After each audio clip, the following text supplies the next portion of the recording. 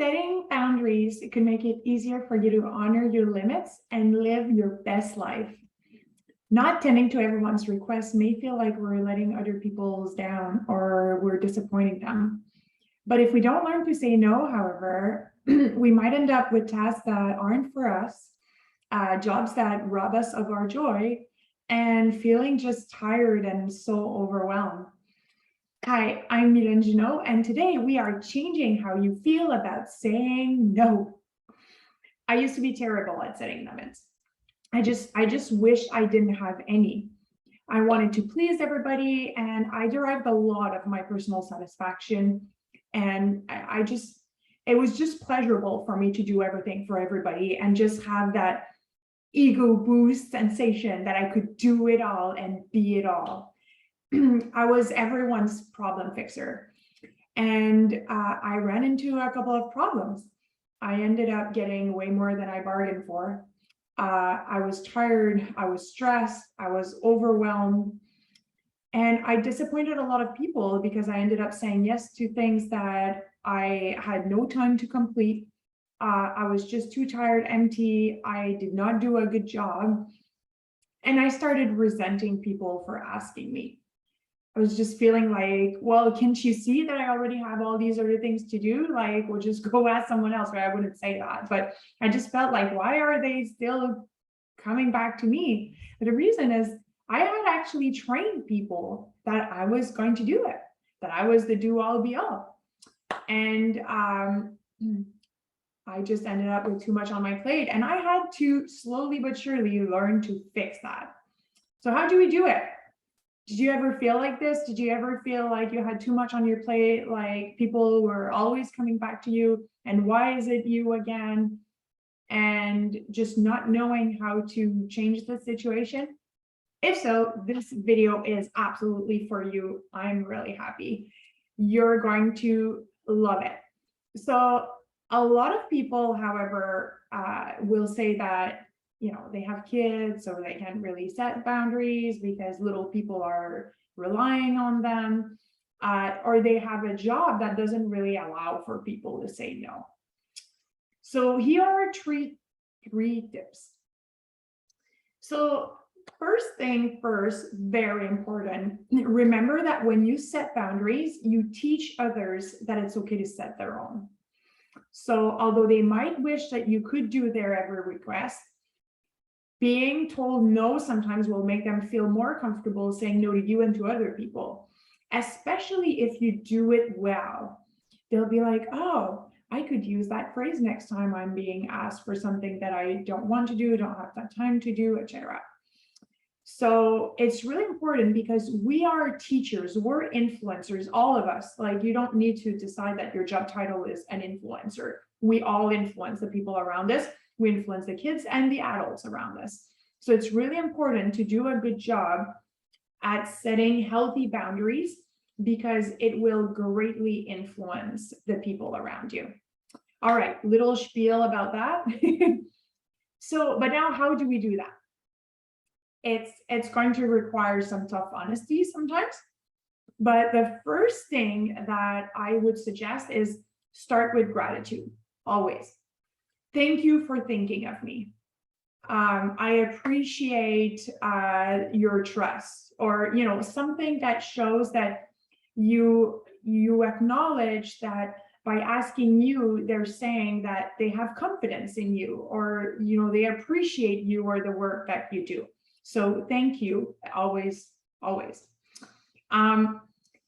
Be honest with your reply. So if you say I'm too busy, but really like it's just something you don't want to do, like even if you had nothing to do for the next 15 years, you don't just say I'm too busy.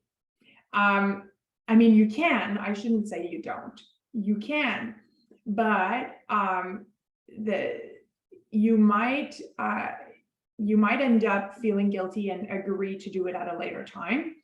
Or people, based on whatever excuse you came up with, might actually ask you at another time, or ask you, okay, well, if you can do it now, when could you? And then if you say, I will never have the time, like, then that just kind of tells them that you just don't want to do it. Or it's just not a priority, which might have been a better answer initially. So be honest with your reply. So it's okay to say something like, I would rather keep my focus on whatever other tasks that, like you enjoy more. Or I feel like I serve people best when I do X. I would be happy to do that sort of work for you, is also great. If you switch, you can also say, like, very nicely and honestly, I have now shifted my focus to whatever other kind of work. If you know of somebody who would be able to complete the work, who loves this kind of work or is looking for clients, so and so might be able to do this work for you. Here's their contact. Like, both parties might enjoy the referral, and it's a win-win-win, right? Like, because like you're actually well, you're not ending up with this work that you don't want. This other person ends up with the work that they want, and the person who needs a job done finds somebody to get the job done. So this is absolutely amazing if you're able to do that. If you would like the project or the task, but just not right now, you can totally say that, right? Like, would it be okay for you if I started on this project at this time? Or I cannot complete this task in your timeline right now. However, if you have more of this type of work later on, I would be happy to do this type of work at a later time. Right now, I just have that many other projects to work on. Or there is something else taking my focus. If the same person is asking for several different tasks, discussing with them what you have on the go currently and asking them to help you prioritize, or even if they're not the same person asking you all the tasks, but if you just know that these people are really good with, like organizing stuff, and maybe this is not your strong suit, you can always ask people, well, here's what I have on the go right now. Obviously, when you ask someone else to prioritize for you, if some of these tasks are for you, there's always the risk that, they're not going to prioritize your self-care the way you would. So it always depends on the kind of task and the person you're asking. But this is an especially good way of doing it if you have a boss or a manager that is asking for a whole bunch of stuff, and all of a sudden you're like, I just don't know where to start. I don't know what to do. Should I drop this and focus on this new task? Should I finish this first and then do that? Ask them. Tell them, here, like, I have this on the go right now. You asked me for like all these things. Do you want me to finish this before getting to that? Do you want me to drop this and get to that? Or do you just want more people working on these projects? Because right now, like, I can do this or that, but not all of it. And I think it's really helpful, because a lot of the time people will ask for something and then forget about it. It's kind of like when people want to ask or say something right away because they just want to offload, right? They want to empty their brain, and then they probably don't remember, or they do, but like a lot of people also have a hard time estimating the amount of time and resources that it's going to take to complete a task. So you're doing them a favor by giving them this direct feedback, because in the future they will know. And in their own life, they might need some help in that area too. So quick review here. So first things first, setting boundaries is paramount for your mental health, for your joy, the quality of output and input of the work. Setting boundaries helps others set theirs and teaches them how. So your amazing replies will give them some ideas for theirs. So we're always teaching something to somebody. There's always somebody watching us and learning from what we do and what we say.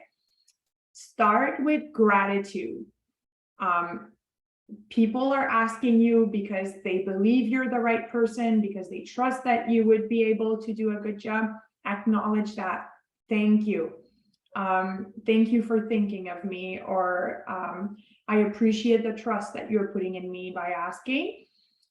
Be honest. Do you prefer other work? Would you rather do it later?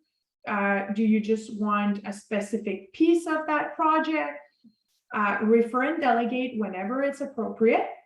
And ask for help prioritizing tasks and be realistic when discussing timelines. So with that being said, I challenge you to start implementing some of these tips. Let me know in the comments what your strategies are, if they're similar to mine or not, if you've implemented some of these, and what kind of success you've had so far. So with that being said, I will see you next time. Thanks for watching, and subscribe to our channel below. And yeah, can't wait to talk to you soon.